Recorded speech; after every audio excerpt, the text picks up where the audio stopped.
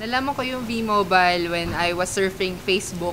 Tapos nakita ko yung Facebook friend ko na nag-post siya doon, nakalagay, I earned 4,500 pesos or 5,500 in while I'm sleeping. So, syempre gusto ko yun, natutulog, may earning. So, tinry ko siya, nakita ko, tapos nagustuhan ko. First networking company ko kasi to. So, wala akong kaalam-alam.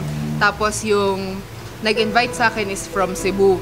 Pero dahil nga gustong-gusto kong gawin yung negosyo, may pangarap ako sa buhay, ginawa ko lahat. Ako yung naghanap ng mga training materials online, umattend ako ng mga training sa office.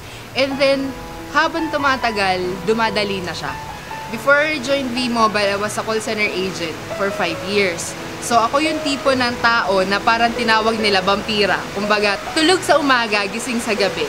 So, kami rin yung tipo ng tao na kahit Pasko, New Year, Holy Week, may pasok. So, nakakasawa din siya kasi kahit wala ko yung sweldo mo, sweldo bayad utang ka pa rin. Kaya talaga nung nakita ko yung V-Mobile, eto na yung nakikita ko, time freedom tsaka financial freedom.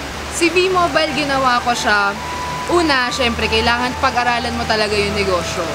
So, pinag-aralan ko yung negosyo, online at saka sa office.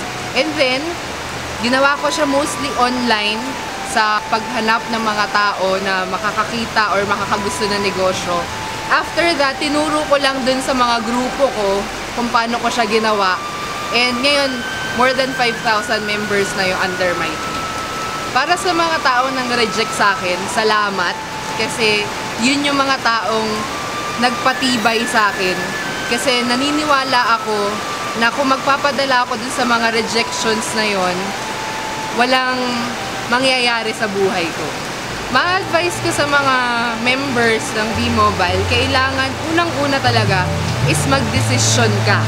Kasi kung wala kang desisyon na gusto mong baguhin yung buhay mo, kahit gaano kagaling ng mentor mo, kahit gaano kaganda ng mga trainings na pinoprovide sa'yo, kahit gaano kagaling ng skills and talents mo, walang mangyayari sa'yo kung hindi mo pagdedesisyonan na gawin to. Para sa mga gusto sumali sa V-Mobile, masasabi ko lang sa inyo, i-grab nyo na. Kasi, di ba, ilang beses ka nagpe-pray kay God kung ano yung gusto mo mangyari sa buhay mo. Alam ko may pangarap ka rin. Huwag mong patulugin yung pangarap mo. Maraming paraan, maraming opportunities katulad ng V-Mobile na makakatulong sa'yo for sure. Ang kailangan mo lang talaga is desisyon para maging successful ka sa buhay mo. Huwag kang makinig dun sa mga taong sinasabing hindi totoo yan, or scam yan, or pyramiding yan. Kasi kung yung tipong sila ba yung mga tao na negative sa'yo, na sinasabi nila na hindi totoo yan, okay lang maniwala ka. Kung if and only if, pag may nagkasakit sa pamilya mo, sila yung magpapa-ospital sa family mo. Pag nagutom yung pamilya mo, sila yung magbibigay ng pagkain sa family mo. Pero kung hindi, sila mismong buhay nila, hindi nila maayos, papakalman ka pa nila. So, better think and act and decide on your own kung ano bang tingin mo para sa'yo. The winner of the My Turf My Ride promo and will win the grand prize of Mitsubishi Montero Sport is Miss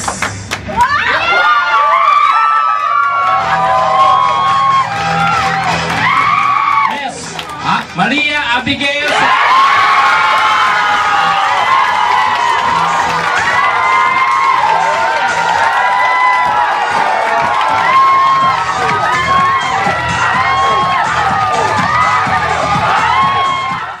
Ayun, so very thankful ako kasi because of V-Mobile, nakuha ko yung pinapangarap ko na brand new SUV, which is Mitsubishi Montero. Nakuha ko siya, pinagkaloob siya ni God through V-Mobile dahil nagkaroon nga ng My Turf My Ride, which is nung nilaunch siya ng V-Mobile, it's all about incentivized consumerism, which means hindi ka magbebenta ng load, gagamitin mo lang yung prepaid load na lagi mo naman ginagawa, and you will earn from your group's consumption.